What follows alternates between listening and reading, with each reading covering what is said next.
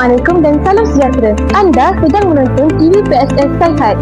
Saya Nur Arifah binti Mahathir melaporkan dari acara Pentas Desa Peringkat Sekolah 2026 yang diadakan di sekitar Sekolah Menengah Arab As-Saidah Khadijah.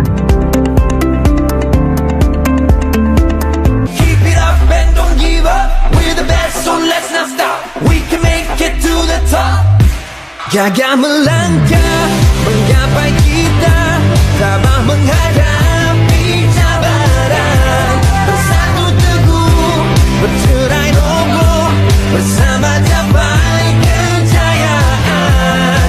Oh, jiwa membara, takkan pudar semangat wira.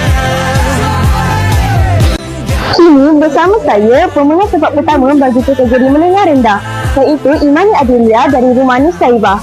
Apakah perasaan awak selepas memenangi pertandingan kali ini? Perasaan saya sangat gembira kerana saya dapat memenangi PMS dari acara desa pada tahun ini. Terima kasih Adel kerana sudi berbual dengan saya hari ini.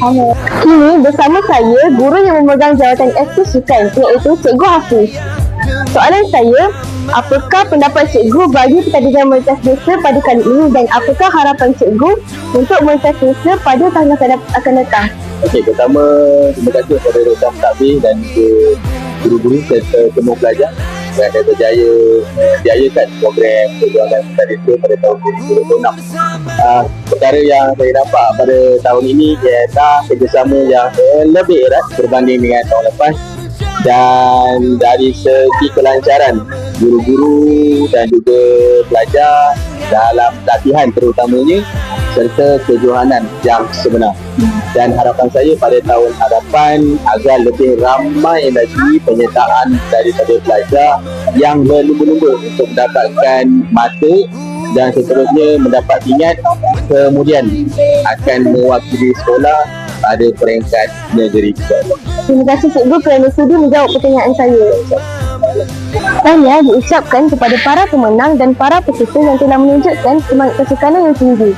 Saya Nur Arifah binti Mahathir dari TV PSS Saihat melaporkan dari acara Pentas Desa Peringkat Sekolah. Sekian, terima kasih. Keep it up and don't give up. We're the best, so let's not stop. We can make it to the top.